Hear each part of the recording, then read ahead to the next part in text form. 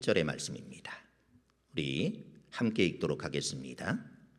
여자가 그 나무를 본즉 먹음직도 하고 보암직도 하고 지혜롭게 할 만큼 탐스럽기도 한 나무인지라. 여자가 그 열매를 따먹고 자기와 함께 있는 남편에게도 주매 그도 먹은지라. 이에 그들의 눈이 밝아져 자기들이 벗은 줄을 알고 무화과 나무 잎을 엮어 치마로 삼았더라. 아멘. 지난 시간에 우리는 인간이 어떤 것인가, 인간은 어떤 존재인가 이런 걸 배웠습니다. 인간은 하나님의 형상으로 만들어진 존재이다 이렇게 말씀을 드렸죠. 이 고대 근동에서 형상이라고 하는 말은 대리인이라 이런 의미를 갖습니다. 인간은 하나님의 대리인으로서 왕적인 권한을 가지고 세상에서 왕의 역할을 감당할 수 있도록 창조해 주셨다고 하는 것입니다. 그런데 우리가 잘 아는 것처럼 우리는 왕처럼 살지만 진정한 왕이 누구이신지를 기억하게 하기 위해서 하나님은 선악과를 만들어 놓으셨다고 하는 것이죠. 선악과만 따먹지 않으면 우리는 하나님을 참된 왕으로 인정하며 세상을 하나님의 섭리 안에서 다스릴 수 있다고 하는 것입니다. 그런데 그런 세상에 문제가 생기게 되어지죠. 그 문제가 바로 죄라고 하는 문제입니다. 오늘 우리가 소요리 문답 13, 14, 15문을 가지고 인간의 범죄와 타락에 대해 우리가 함께 나눠보도록 하겠습니다. 범죄와 타락으로 인간이 어떤 모습으로 되었는지 살펴보도록 하겠습니다. 먼저 인간이 범죄하고 타락하기 전에 어떤 모습이었는지를 다시 한번 생각해 볼 필요가 있습니다. 이것이 왜 중요하냐면 인간이 타락 이전의 모습을 보아야만이 타락 이후 인간이 얼마나 비참하게 되었는지를 우리가 알 수 있게 되기 때문에 그렇죠. 하나님은 하나님이 창조하신 세상을 섭리로 이끌어 가신다고 말씀을 드렸습니다. 섭리란 보존과 다스림을 말하는 것입니다. 보호하시고 다스리는 역할을 누구에게 맡기셨냐 하면 하나님의 대리인인 인간에게 맡기셨다고 하는 것이죠. 이를 위해 하나님은 계약보다도 더 높은 차원의 언약을 우리하고 맺으셨다는 것입니다. 지난 시간에 말씀을 드렸죠. 계약은 파기할 수도 있다고 하는 것입니다. 그러나 언약은 결코 파기할 수 없는 것이라 이렇게 말씀을 드렸습니다. 언약을 맺은 두 당사자가 서로 매이며 속박이 되어집니다. 하나님은 창조주이시죠. 그런데 피조물인 우리와 언약을 맺으셨다라는 것은 스스로 인간을 위해 속박이 되셨다 이런 의미가 되는 것입니다. 얼마나 큰 사랑입니까? 하나님은 속박받으실 이유가 전혀 없으신 분이십니다. 아니 하나님을 속박할 수 있는 것은 이 세상에 아무것도 없습니다. 그런데도 하나님은 우리 인간을 위해서 친히 속박받은 존재로 살기로 작정을 하셨다고 하는 것이죠. 그 언약의 증표로 에덴 동산 중앙에 선악과를 만들어 놓으신 것입니다. 하나님께서 언약의 증표로 선악과를 만드시고 이렇게 말씀을 하시죠. 이것을 따먹는 날에는 반드시 죽을 것이다. 성경에는 죽음의 의미가 두 가지가 있습니다. 하나는 육신의 죽음인 것이고 다른 하나는 영혼의 죽음입니다. 마태복음 8장 21절 22절을 보면 이렇게 말씀을 합니다. 읽어보겠습니다. 제자 중에 또 한 사람이 이르되 주여 내가 먼저 가서 내 아버지를 장사하게 허락하옵소서. 예수께서 이르시되 죽은 자들이 그들의 죽은 자들을 장사하게 하고 너는 나를 따르라 하시니라. 예수님을 따르던 한 제자의 아버지가 무슨 이유에서는지는 모르겠지만 돌아가십니다. 그 제자는 아버지의 장례를 치르고 예수님을 따르겠다라고 하죠. 그런데 예수님께서는 죽은 자로 죽은 자를 장사 지내게라 이렇게 말씀을 하십니다. 처음 죽은 자는 육체적으로 죽은 자를 말하는 것이 아니라 주님을 떠나 있는 사람을 말하는 것입니다. 그리고 두 번째 죽은 자는 제자의 아버지를 말하는 것이죠. 그러니까 죽음에는 육체적인 죽음과 영혼의 죽음이 있다고 하는 것입니다. 하나님이 아담과 하와에게 선악과를 따먹으면 반드시 죽을 것이다 이렇게 말씀을 하셨습니다. 처음에는 따먹지 않았죠. 그런데 뱀의 형상을 한 사단의 그 유혹에 넘어가서 선악과를 따먹게 되어집니다. 사단이 우리를 하나님에게서 멀어지게 만들지 못합니다. 다만 사탄은 우리가 하나님과 멀어지게 부추길 뿐이라고 하는 것이죠.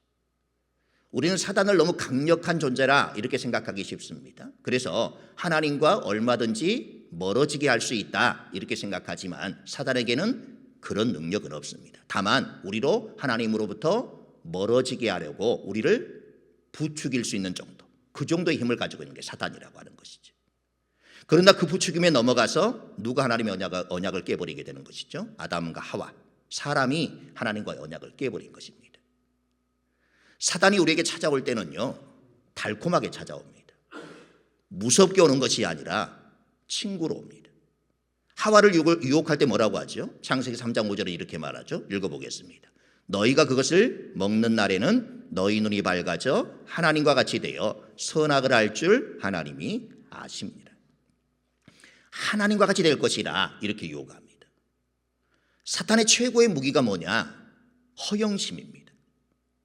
우리가 살다 보면 이 허영심으로 인해 하나님의 음성이 아니라 마귀의 음성이 들릴 때가 있습니다. 인간의 눈으로 그것이 나를 위한 것 같으니까 마귀의 음성인 것 같은데도 하나님의 음성일 것이라 그렇게 스스로 위안을 삼는 경우들이 있습니다.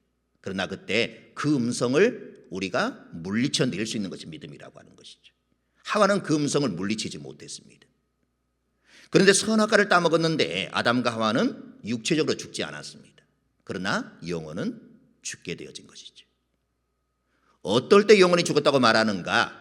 하나님과 단절되어질 때 영혼이 죽은 것입니다. 언약의 관계가 파괴될 때 바로 영혼이 죽었다, 이렇게 평가하는 것입니다. 그렇게 우리도 하나님과 멀어지게 되어지면 우리의 영혼은 죽을 수밖에 없다라고 하는 것이죠. 그래서 그 하나님과 늘 함께하는 그런 인생이 될 수 있어야 하는 것입니다. 아담과 하와가 선악과를 따먹음으로 스스로 언약을 깨버립니다. 그로 인해 언약 관계가 깨어지고 하나님과 단절이 되어버린 것입니다. 그러니 하나님이 계신 곳 천국의 모형인 에덴 동산에 더 이상 살 수 없게 되어진 것이죠. 그래서 그곳에서 쫓겨나게 되어지는 것입니다. 창세기 4장에 보면 가인과 아벨의 이야기가 나옵니다. 하나님이 가인의 예배는 받지 않으시고 아벨의 예배만 받자 가인이 화가 나죠. 그때 성경은 이렇게 말합니다. 창세기 4장 7절을 읽어보겠습니다. 내가 선을 행하면 어찌 낯을 들지 못하겠느냐? 선을 행하지 아니하면 죄가 문에 엎드려 있느니라. 죄가 너를 원하나 너는 죄를 다스릴지니라. 죄가 우리 눈앞에 도사리고 있을 수 있다는 것입니다. 사단이 하와를 향해서 선악과를 따먹으면 하나님과 같이 될 것이라 이렇게 유혹했던 것처럼 우리를 부추길 수 있다라고 하는 것이죠. 그 부추김에 넘어갈 때 선악과를 따먹게 되는 것입니다. 그 부추김에 넘어갈 때 가인이 아벨을 살인하게 되어지는 것입니다.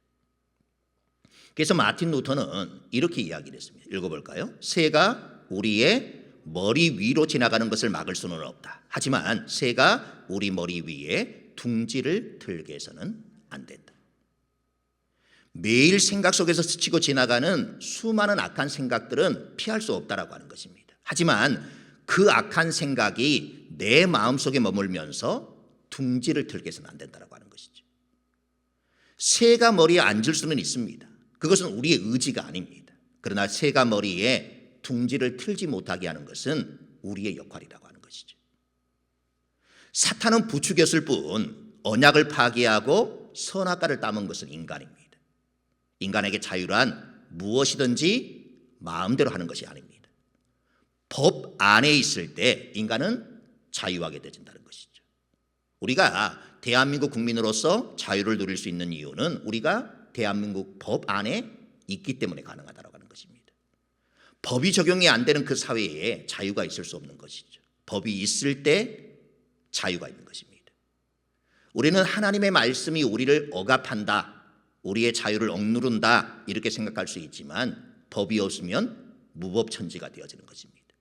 하나님의 말씀 안에 거하게 되어질 때 그 말씀이 나를 지켜준다라고 하는 것이죠. 여러분들에게 말씀을 드렸습니다. 내가 말씀을 지키는 것이 아니라 말씀이 나를 지켜준다라고 하는 것이죠.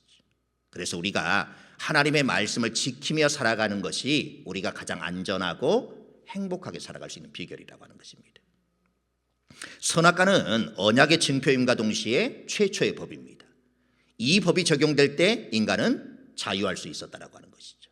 인간은 법 안에 있을 때 자유로운 존재이기 때문에 그렇다는 것입니다.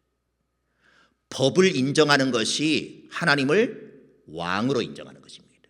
그러니 하나님을 왕으로 인정하면 법을 지킬 수밖에 없다라고 하는 것이죠. 그래서 하나님을 정말 잘 믿는 사람은 말씀에 순종하는 사람인 것입니다.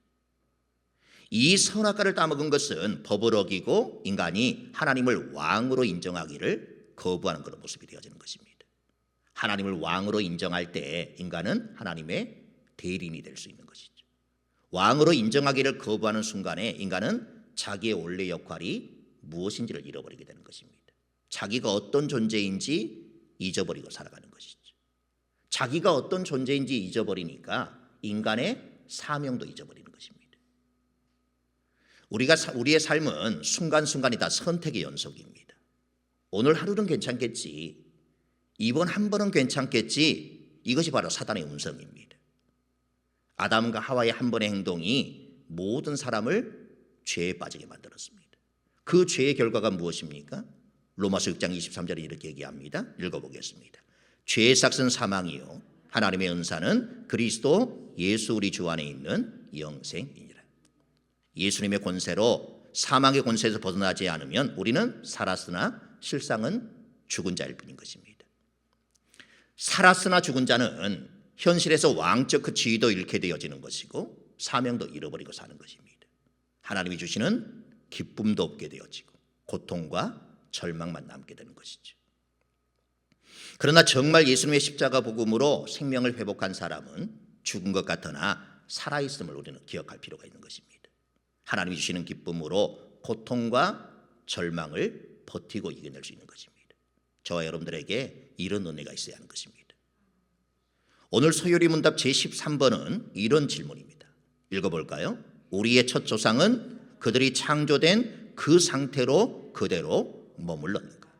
쉽게 얘기하면 창조된 원래 상태로 있었나? 이렇게 묻는 것입니다. 대답은 뭐죠? 아니요입니다. 창조된 원래 상태로부터 타락하게 되었습니다. 하나님을 대항하여 범죄하게 되었다는 것입니다. 법을 넘어서 자기 마음대로 자유롭게 행해 하나님께 범죄하고 본래 상태에서 벗어나게 된 것입니다. 이것을 성경은 죄라 이렇게 말합니다. 이 죄라는 말은 관역을 벗어나다 이런 의미입니다. 궁수가 관역을 향해 화살을 쏘았는데 빗 맞으면 그것을 죄라 이렇게 얘기하는 것입니다. 몇 센치 벗어났냐, 몇 킬로가 빗나갔느냐, 그건 문제가 되지 않습니다. 벗어난 정도에 관계없이 빗나가면 다 죄라고 하는 것입니다. 영적으로도 마찬가지죠. 우리가 하나님의 기준에서 얼마나 벗어났나 이거보다 벗어났다는 사실 그 자체가 더 중요하다는 것입니다. 우리는 예수를 믿으면서도 스스로 그렇게 위안을 삼을 때가 많습니다. 이 정도는 괜찮지. 나는 그래 다른 사람보다는 좀 더 의롭게 살지 않느냐. 이 조그만 죄, 이 정도야 괜찮지 않겠느냐 이렇게 생각하지만 하나님 앞에서는 그 죄가 크냐 작냐가 문제가 아니라 조그만 죄라도 하나님 앞에서는 다 죄가 되어지는 그런 모습을 볼 수가 있는 것이죠. 그렇기 때문에 우리는 언제나 하나님 중심의 삶을 살아야 하는 것입니다. 우리가 활을 쏘는 걸 보면 처음에는 아주 조금 빗나갈 수 있어요. 근데 이것이 거리가 멀어지면 멀어질수록 그 관역에서 훨씬 크게 벗어나게 되어지는 것이죠.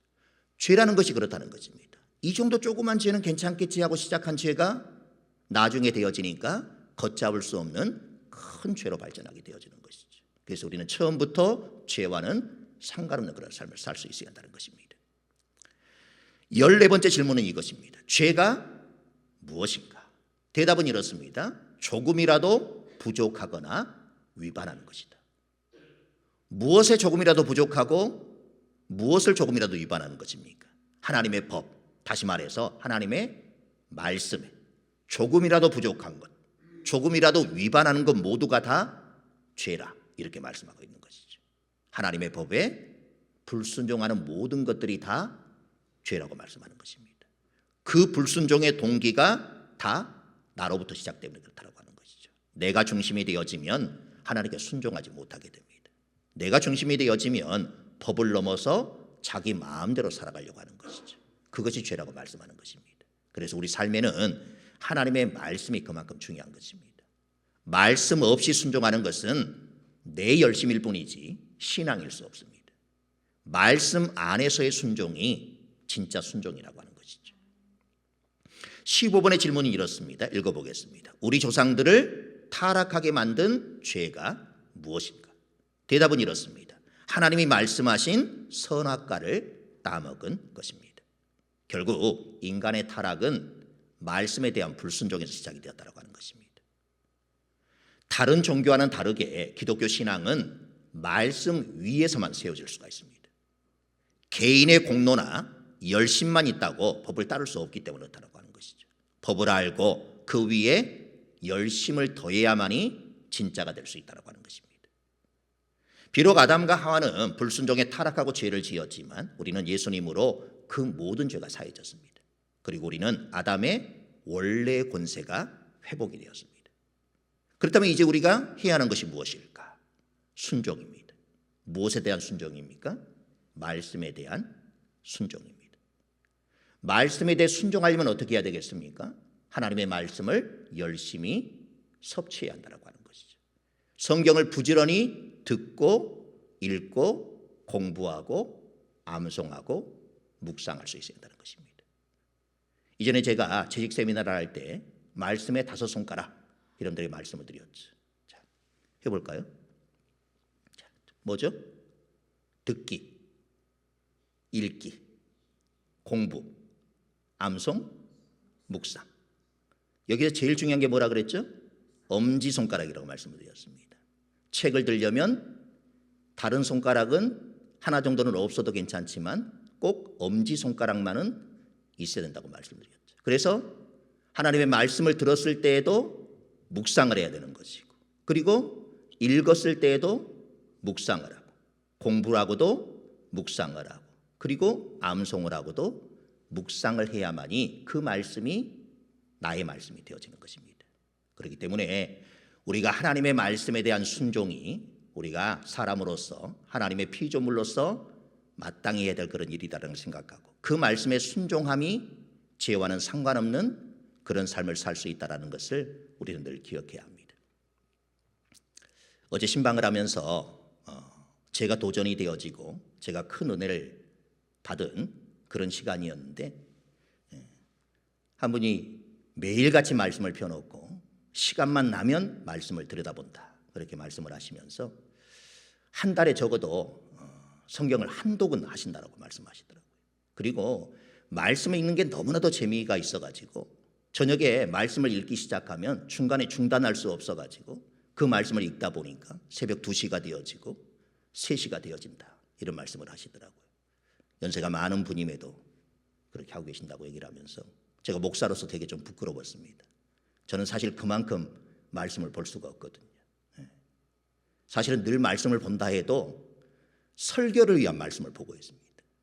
정말 순수하게 하나님의 말씀을 읽어야 하는데 언제나 목사는 새벽에 설교를 해야 되고 수요일, 주일 이렇게 설교를 해야 되니까 언제나 말씀을 읽는데 순수한 마음으로 읽지 못하고 어떻게 하면 이 말씀을 설교에 적용할 수 있을까? 늘 이런 생각을 가지고 하나님의 말씀을 읽게 되어지는데, 그리고 또 그렇게 계속해서 꾸준히 많은 시간들을 할애해서 하나님의 말씀을 볼 수 있는 그런 시간도 많이 부족한데 그렇게 하시고 있다는 이야기를 들으면서 저에게도 큰 도전이 되었습니다. 적어도 성도들보다는 목사가 더 성경을 많이 읽어야 될 텐데 이런 생각들을 하면서 제 자신이 좀 많이 부끄럽다, 이런 생각을 했었습니다. 하나님의 말씀이 얼마나 중요한지, 그리고 그 말씀이 그만큼 그 말씀에 대해 사모하고 그 말씀이 읽으면 읽을수록 꿀같이 단 그런 말씀임을 깨닫게 되어지기 때문에 그렇게 할 수 있지 않을까라는 그런 생각들을 해보았습니다. 우리에게도 그런 말씀의 사모함이 있기를 원하고, 말씀을 읽을 때마다 꿀보다, 송이꿀보다 더 달다, 이런 고백들로도 가지게 되어지면 말씀을 떠나서는 살 수 없는 그런 인생을 우리도 살아가게 될 줄로 믿습니다. 하나님께서 어떤 말씀을 하시든지 날마다 순종하며 살아갈 수 있는 여러분들이 다 될 수 있기를 원합니다. 기도하겠습니다. 하나님의 말씀에 불순종한 결과가 죄로 인간에게 다가오게 되었고, 그 죄가 우리를 영원의 죽음으로 몰아갔음을 우리는 말씀을 통해서 보게 되어집니다. 그러나 하나님은 그런 우리를 내버려 두지 아니하시고 예수 그리스도를 이 땅에 보내주셔서 우리의 모든 죄를 깨끗게 하여 주시고, 이제는 다시 우리가 왕적인 권위를 가지고 이 땅의 삶을 살아갈 수 있도록 은혜를 베풀어 주셨습니다. 아버지 하나님, 우리는 하나님의 피조물임을 늘 잊지 않고 살아가길 원합니다. 피조물로서 어떤 삶을 살아가야 할지를 늘 기억하며 살아가는 인생들이 되길 원합니다. 하나님의 말씀이 어떤 것인지 날마다 말씀을 가까이 하는 영혼들이 될 수 있도록 도와주시고, 그 말씀이 요구하는 삶을 순종하며 살아가는 자들이 되게 하여 주셔서 말씀이 나를 지켜줌을 날마다 삶을 통해 경험하며 살아갈 수 있는 복된 인생들이 다 되게 하여 주옵소서. 예수 그리스도 이름으로 기도드립니다. 아멘.